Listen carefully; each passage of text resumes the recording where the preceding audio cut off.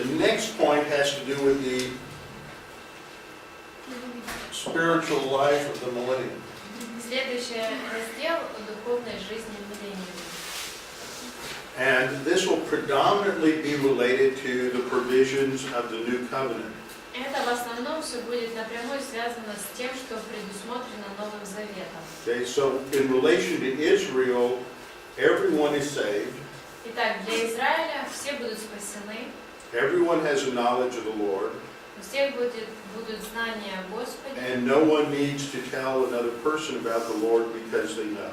и никому не нужно будет рассказывать о Господе, потому что человек уже будет знать. But for the rest of the world, there will need to be teaching and communication. Но для всего остального мира нужно будет и учение, и какое-то общение. Okay, and worship will center around the temple. Центром поклонения будет храм.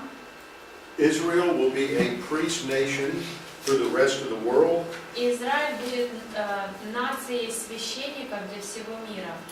And there will be a new temple built on Mount Zion. И на горе Сион будет построен новый храм. And all the world will go there to worship God. И весь мир будет туда приезжать, чтобы поклоняться Богу. This is described in passages like Isaiah chapter 2. Например, в отрывках мы это видим, как Исайя 2. 2. It shall come to pass in the latter days, И будет в последние дни the mountain of the Lord's house, гора Дома Господня, so that the temple mountain то есть храмовая гора, will be established on the top of the mountain. будет поставлена во главу гор. So today, if you go to Jerusalem, the Temple Mount is lower than most of the mountains, the hills around Jerusalem. Если вы сегодня поедете в Иерусалим, то вы увидите, что там гора эта храмовая, она ниже всех остальных гор. But remember, I talked about an earthquake that occurs when Jesus returns and the Mount of Olives splits. Помните, я говорила о землетрясении, которое произойдет при возвращении Иисуса, когда гора Масличная разделится на две части. It seems that this will also produce some sort of uplift that raises up much of Jerusalem, which will be the location of this fourth temple. Похоже, что это как-то повлияет и на Иерусалим, который поднимется в It is, высоту. the fourth temple is enormous. И четвертый храм очень больших размеров. It will be almost, it will be over a kilometer square on each side. Практически километр будет его длина каждой стороны. And so all the nations, all the peoples of the earth will come to the temple in Jerusalem to worship. И все народы земли будут приезжать в Иерусалим для поклонения. See, this is what's described in verse 3. Это то, что описано в 3 стихе. They will go to the house of the God of Jacob, and he will teach us his ways. Они взойдем на гору, в дом Бога Яковлева, и научит Он нас своим путям. So in the new covenant for Israel, remember, nobody needs to tell anybody else about the Lord. They will all know him. Итак, в соответствии с Новым Заветом Израилю не нужно будет друг друга учить, рассказывать, что о Господе, они будут знать Его.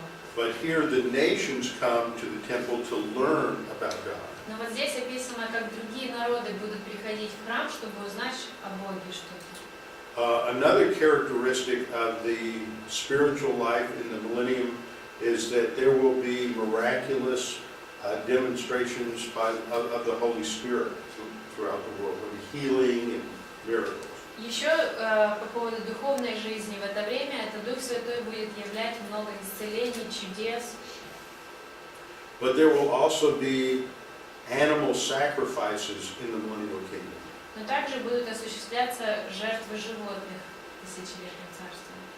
So this is not related to salvation, И это не будет связано со спасением,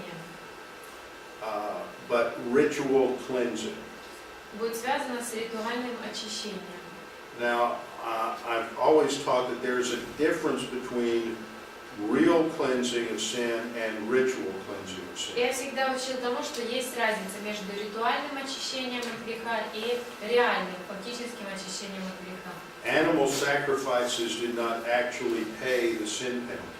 Жертвы животных на самом деле не платили наказание за грех. They were object lessons to teach about the need for a substitutionary sacrifice for sin. Они должны были быть наглядным уроком, в котором люди понимают, что нужна настоящая жертва за грех.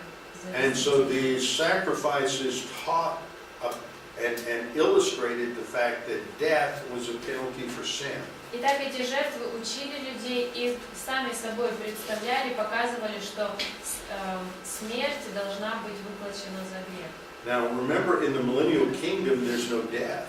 Помните, что в тысячелетнем царстве смерти нет. So the sacrifice of animals is going to be the only way to teach this whole principle of death for sin. Итак, жертвы животных будут единственным, что будет учить вот этому принципу, что за наказание за грех смерть. And because the people that come to the temple to worship are sinners, Из того, что те люди, которые будут приходить на поклонение в храм, они будут грешниками, there needs to be a ritual cleansing in the temple. необходимо будет проводить ритуальное очищение в храме. So, but these sacrifices that occur are in the millennium are not identical to the Mosaic or Levitical offerings. Но вот эти жертвы, которые будут приноситься в этом храме, они не будут идентичны тем, которые по Моисеевому And some of the закону. reasons for this are listed in your notes. У вас в распечатках перечислены причины, почему они But отличаются. they are very different.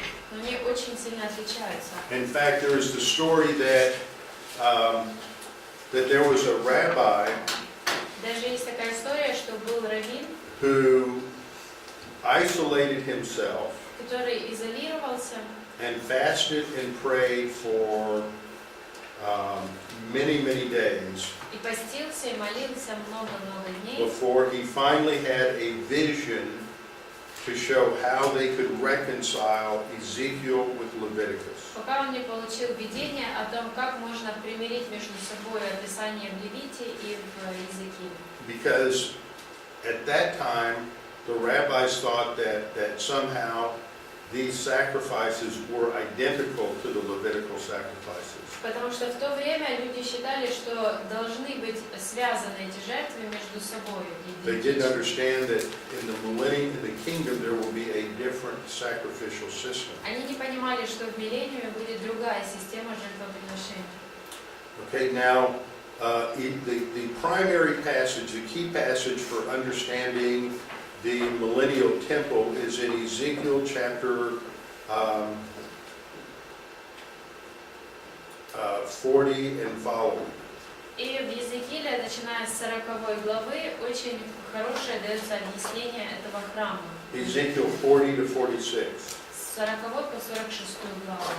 But there are other passages in the prophets under point F. В пункте F у вас также другие I don't know what that is in the Russian alphabet. перечисленные Where it места, talks about millennial sacrifices are mentioned by other prophets. где другие пророки упоминают эти жертвы в миллениуме. You have references there for Isaiah, Jeremiah, Zechariah, and Malachi. Исаия, Иеремия, Малахия и... So this is well established that there will be a restored sacrificial system in the millennial temple. Итак, вы видите, что четко оговорено, что будет установлена система жертвоприношения в миллениуме. So the primary purpose is, first of all, as a memorial sacrifice. Итак, прежде всего целью этих жертв будет воспоминание о жертвах. And so it is a memorial of what God has done for them. Это воспоминание о том, что Бог для них сделал. And then the second purpose is that they provide ceremonial or ritual cleansing. Вторая цель – это то, что жертвы дают церемониальное, ритуальное очищение. So that the sinful priests who work in the temple can have ritual cleansing. чтобы с помощью них те священники, которые работают в храме, могли обрести ритуальное очищение. There are only three types of offerings listed: sin offering, grain offerings, and guilt offerings. И там лишь 3 приношения перечислены: за грех, хлебное приношение и Sin, grain offerings, and guilt offerings. и повинное.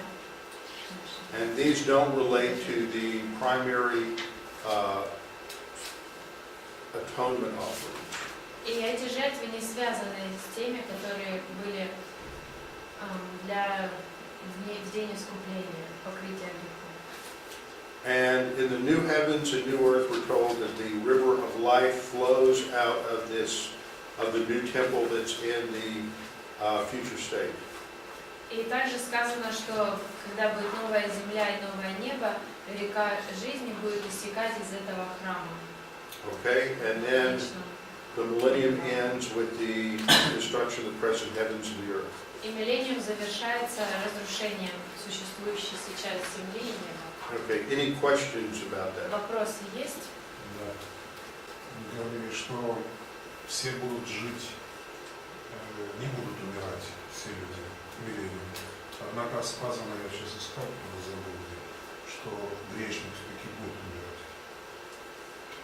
You said that people are not going to die in the millennium, but there is a verse that says that sinners are going to die.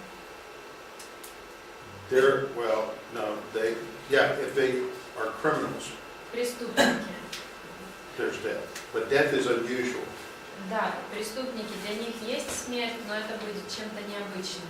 Isaiah says that if someone dies at 100 years of age, they will be thought to have died prematurely. В Исаии написано, что если кто-то умрет, когда ему будет 100 лет, то считаться это будет, как он умер ранее преждевременной смертью. So death will be an extremely rare thing. Итак, смерть будет крайне редким явлением.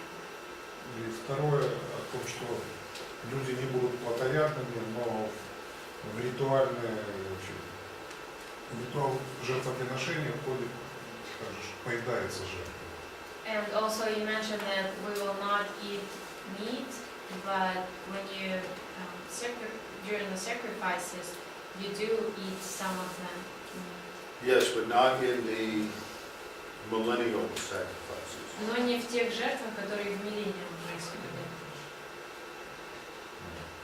There's differences like that between the millennial sacrifices and the Levitical sacrifices. Вот такие различия и есть между теми жертвами и жертвами миллениума. Спросить про жертвы? Are they going to be just burned completely? No, it's not a burnt. I'm not sure. I don't think there's not a burnt offering, which is the total. The burnt. There's only the sin offering, the guilt offering, and the grain offering. Всего 3 приношения перечислены.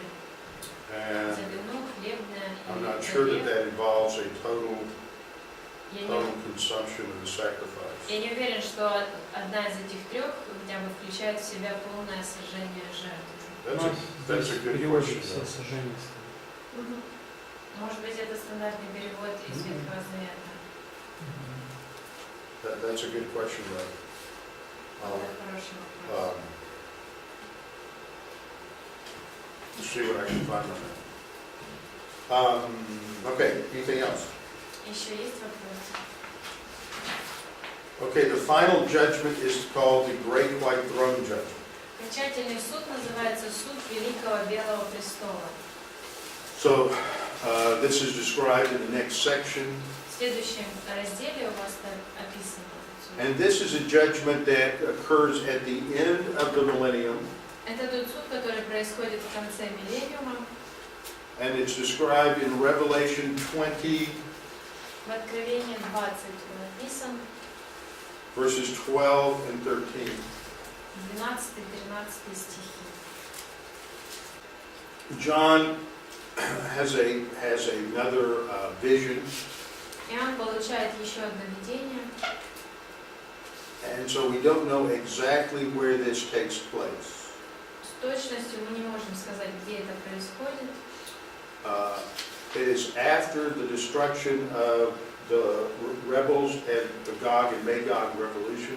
Это уже после уничтожения тех, кто взбунтуется, и всей этой революции Гога и Магога. The devil and his angels are cast into the lake of fire. Дьявол и его ангелы брошены в огненное озеро. And now there is this last judgment of humanity. Теперь происходит окончательный суд над людьми. There is a great white throne upon which God is sitting. И Бог восседает на великом белом престоле. And all of the dead come before him. И пред ним предстают все мертвые. Now remember, all of those who have been believers have already been resurrected. Помните, что все, кто были верующими, уже воскресли. So this is the resurrection of the unbelievers. Итак, здесь происходит воскресение неверующих. And they appear before God, and he has two different books. Итак, они предстают пред Богом, и у Бога есть две книги. One is the book of life, Одна из них это книга жизни, and one is a book of works. а другая книга дел. The works list all of the works that they have done in their life. И в книге дел перечислены все, что люди совершили за свою жизнь. And they're judged according to their works. И суд над ними производится на основании дел. Now, what happens here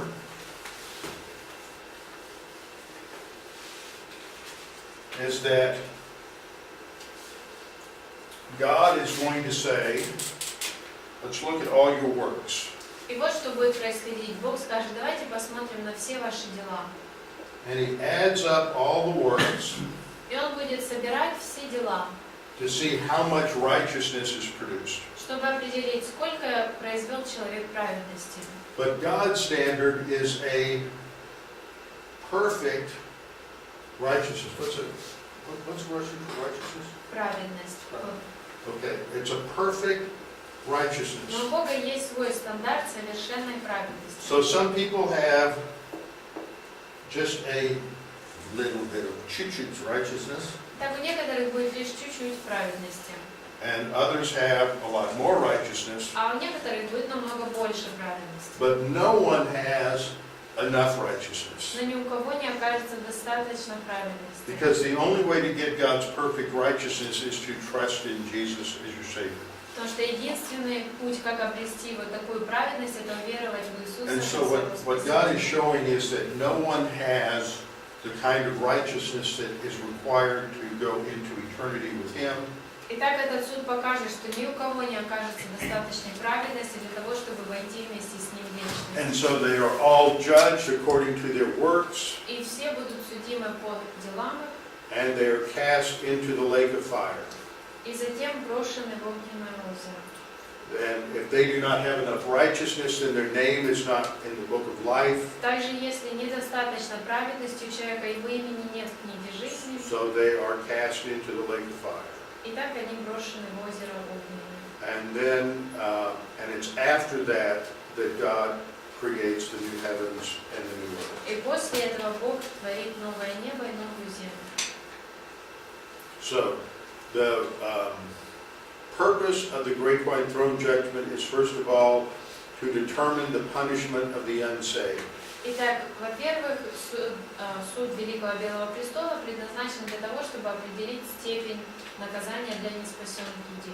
The purpose of the great white throne judgment is not to determine who will get into heaven. Суд Великого Белого Престола не предназначен для того, чтобы определить, кто попадет на небеса. That has already been determined. Это уже было определено. It shows that works cannot save, Из этого мы тоже видим, что дела не могут спасти. and so the works, though, do have an impact on their punishment.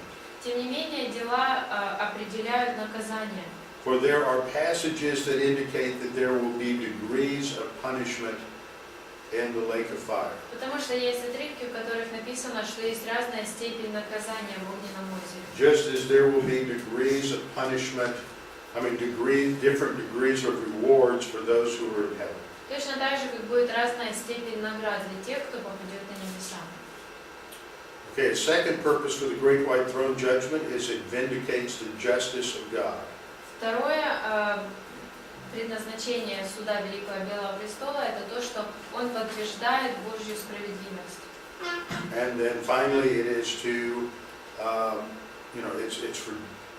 it's for sending the unbelievers to their eternal judgment. И также он предназначен для того, чтобы отправить неверующих на вечное наказание, осуждение. Okay, and then the last point, because I've covered most of the rest of that in one way or another. The last point is the punishment is eternal. И последний пункт — это то, что наказание будет вечным. It's not annihilation. Не будет просто уничтожения людей. One reason we know it's eternal is we consistently have the phrase eternal fire. И откуда мы знаем, что будет вечным это наказание, потому что постоянно мы встречаем фразу «вечный огонь». When Satan is cast into the lake of fire, И также стих, где сказано, что сатана брошен в огненное озеро. the beast and the false prophet are still alive and still there. Там написано, что брошен в огненное озеро, где зверь и лжепророк по-прежнему Even after 1,000 years, they're still being punished. Прошла 1000 лет, а они по-прежнему там терпят наказание. Okay? Any questions? Вопрос есть?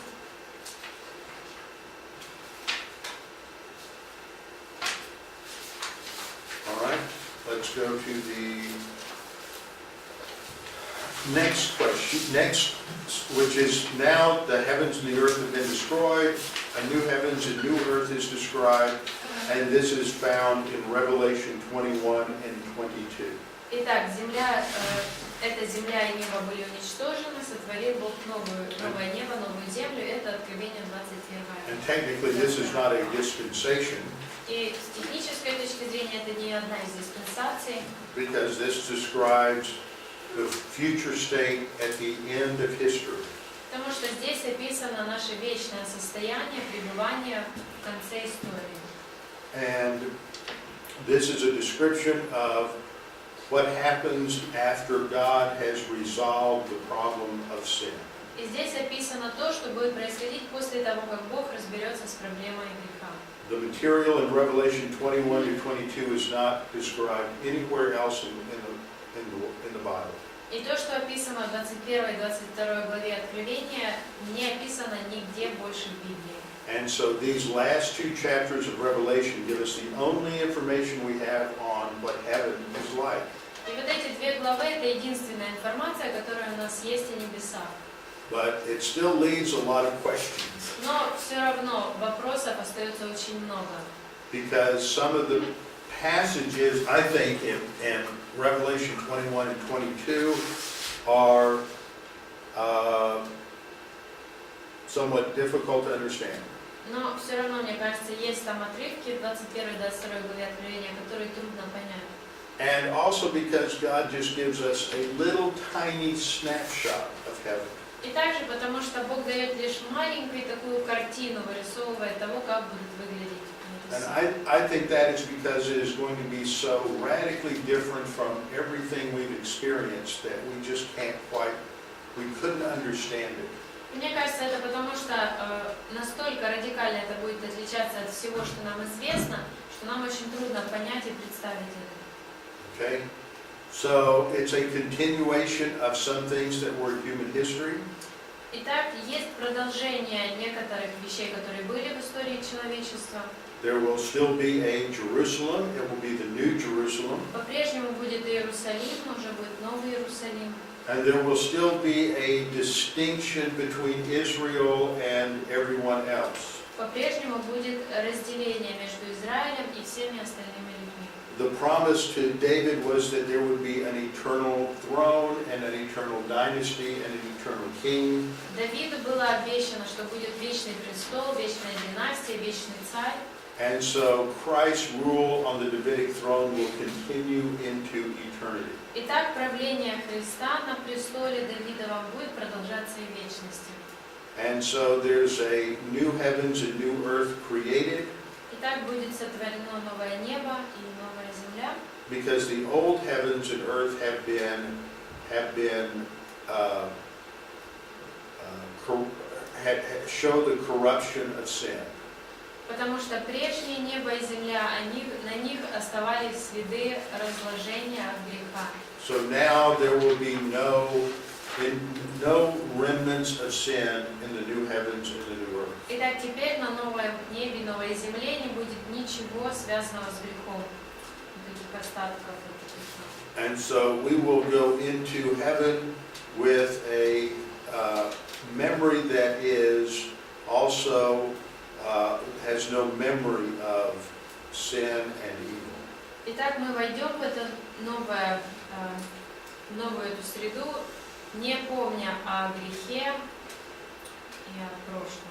And in the last, there are 6 points there under the last point. И в последнем пункте у вас 6 подпунктов. God is going to take up his residence with men. Бог будет обитать с людьми. In Revelation 21:3, 21:3. the tabernacle of God is with men and he dwells with them. Скиния Бога с человеками, Он будет обитать с ними. And this refers to all 3 members of the Trinity. И здесь речь идет о всех 3 членах Троицы. And there's not going to be no more pain or sorrow. All memory of the current earth will be eradicated. Не будет ни боли, ни печали, то есть все воспоминания об этой земле будут. The curse of sin is removed. Проклятие и грех забраны, There'll be no more death. не будет больше смерти, And all things will be new. и все будет новое. There will be a fountain of life Будет также фонтан жизни. that's freely given to him who thirsts. Источник жизни, от которого будет даваться свободно любому, кто жаждет. These are the inheritance of all believers. Вот это наследие для всех верующих. But the inheritance of unbelievers Но наследие неверующих and the inheritance of believers who were failures, who did not receive rewards, и наследие тех верующих, которые не получили наград, will be cast into the lake of fire. будет брошено в огненное озеро. And that should be on that last point, the inheritance of carnal believers goes into the lake of В fire. последнем пункте у вас написано, что наследие unbelievers, наследие неверующих будет, No, of carnal believers. Carnal believers. наследие плотских верующих будет брошено в огненное озеро. Okay? Плотских верующих. Yeah. Ну, он сказал и неверующих, и плотских верующих. Because first of all, unbelievers don't have an inheritance. Во-первых, у неверующих наследия и нет. But believers, see,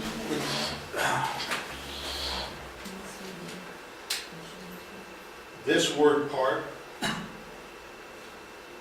Видите, вот эта участь слова.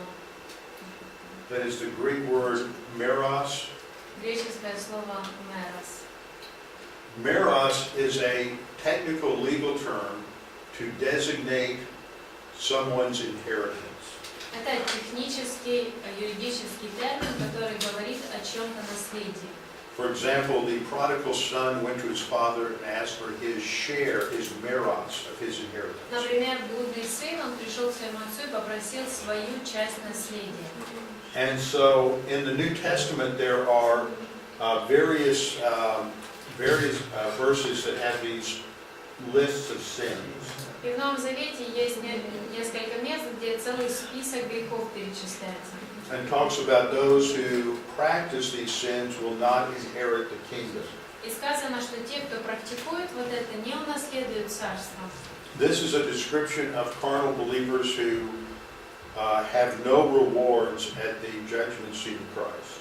Это описание тех верующих, которые не получат никаких наград на судилище Христовом. And this isn't saying that they go into the lake of fire. И здесь не написано, что они идут в огненное озеро. It is saying that their inheritance goes into the lake of fire. Написано, что их участь, их часть отправляется в огненное озеро. In other words, God would have given them certain rewards and inheritance, but because they did not live a spiritual life well, they lose those rewards. Это означает, что у Бога было наследие, которое Он мог бы им дать, но из-за того, что они жили плотской жизнью, они теряют свои награды. And those rewards will be destroyed in the lake of fire. И награды эти будут уничтожены в огненном озере. So that last point should be that related to carnal believers will have their rewards cast into the lake of В fire. последнем пункте там плотские верующие, их награда будет. The inheritance of carnal believers will be cast into the lake of fire. Наследие плотских верующих будет брошено в огненное озеро. Okay, now let me cover the last part, which is the eternal state. И последнюю часть давайте разберем. Вечное, не знаю, как у вас переведено. Вечное пребывание, вечное состояние. This is the only description we have about the eternal state. Это единственное описание, которое у нас вообще есть в этом вечном. We have a focus on the glory of God that illuminates the universe. Здесь внимание сконцентрировано на славе Бога, которая освещает Вселенную. And see, there will be no need for a sun or a moon. Видите, не будет нужды ни в солнце, ни в луне. It's the glory of God that illuminates everything. Но слава Божья будет освещать все. And then we have a description of the New Jerusalem После этого описание Нового Иерусалима and the details of the construction of its walls and the city. и разные подробности по поводу строительства стен и города самого. Down verse 23 says that the city had no need of a sun or moon, for the glory of God illuminated it, and the Lamb is its light. В 23-м сказано, и город не имеет нужды ни в солнце, ни в луне для освещения своего, для слава Божья осветила его. There's no temple because the presence of God is a temple itself. И Verse 22. нет нужды, в 22 стихе сказано, нет нужды в храме, потому что само присутствие Бога является храмом. There are the wall is described as, around the city as being 65 meters high. Стена вокруг города написано 66 метров высотой. There are 12 gates, 12 ворот, 12 entry points named after the 12 tribes of Israel. и с востока трое ворот, в общем, назовутся 12. So there's 3 gates on each of the 4 walls. 12 коленами, и так по трое ворот с каждой стороны. And then the foundation of the city are identified by the names of the 12 apostles of Christ. А основание этого города подписаны апостолами Христа. So that the names of the 12 tribes of Israel are remembered for eternity. Итак, целую вечность будут помнить об именах и названиях колен Израиля. And the names of the 12 apostles of Christ will be remembered for all eternity. И всю вечность будут помнить имена апостолов Христа. And then the city is described as being 2,400 kilometers long, 2,400 kilometers wide, and 2,400 kilometers wide. И описано, что город будет 2400 метров в длину, в ширину и в высоту. So that is enormous. То есть огромная, размер огромный. What is 2,400 kilometers from Kiev? Что находится на расстоянии 2400 километров от Киева? Это Франция, да? Сибирия, Новосибирск. Yeah, that's huge. Это огромный город. The walls are made out of different precious stones Стены сделаны из разных драгоценных камней, that remind us of the same precious stones that were in the breastplate of the high priest. это нам напоминает о тех драгоценных камнях, которые были на груди у первосвященника, на специальном. The walls are made of jasper. Which verse is that? This is under point F, Revelation 21:18 to 21. С 18 стиха там перечислены эти камни. Яспи. This is, 18 to 21. The walls are made of jasper. The city is made of transparent gold. Стена из ясписа, город из чистого золота. The 12 foundations are made of different precious stones. 12 оснований из разных камней драгоценных. The 12 gates are made of pearl. 12 врат сделаны из жемчуга. See, there's not one pearly gate, there are 12 pearly gates. То есть, видите, не одни врата из жемчуга, а 12 целых. And they are maintained by 12 angels, not by St. Peter. И 12 ангелов охраняют эти врата, а не Петр. And then there is one gold street. И одна золотая улица. Inside the city there is a river that flows out from the throne of God. И внутри города есть река, которая истекает от престола Бога. And this reminds us of that original river in Eden. И она напоминает первую изначальную реку, которая в Эдемском саду была. Remember, in the Garden of Eden, it describes one river that came out of Eden. Помните, в Писании есть реки, которая истекала из сада. And that river came out from the center of Eden. Она истекала из центра сада. And then it split into, let me see, 1, 2, 3, and then 4 rivers. И затем разделялась на 4 реки.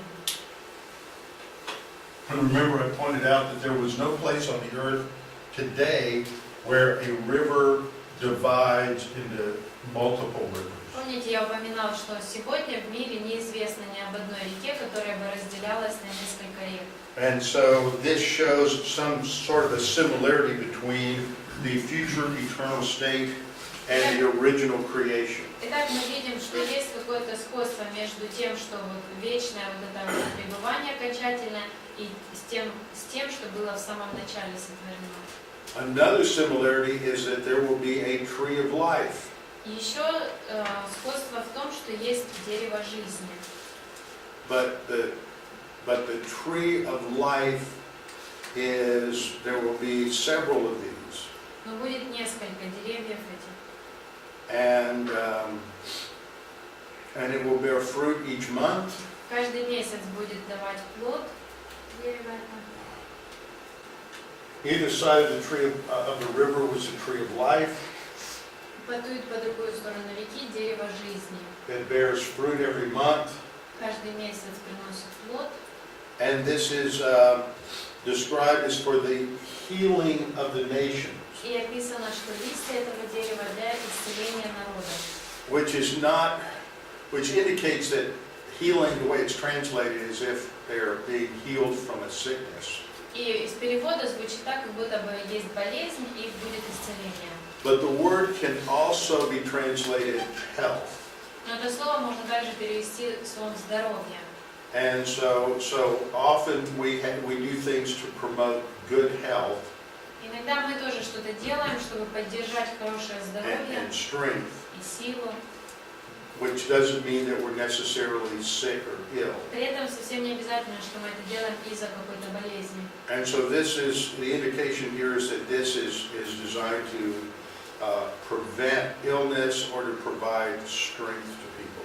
И это говорит о том, что эти листья будут давать силу людям и помогать избегать The болезней. occupants of the new city are the Lord, the Lamb, and the angels, and the redeemed of all ages. Кто будет жить в этом городе, это That's described in verse 3. А, And жить будет those, агнец и рабы его, Бог агнец рабы. those who inhabit the city will see his face, and his name will be on their foreheads. Те, кто будет обитать в городе, узрят его лицо, имя его будет на челах их. There's going to be no night or darkness, Не будет ночи или тьмы, no sun, for the Lord himself provides light. и солнца не будет, потому что сам Господь будет освещать.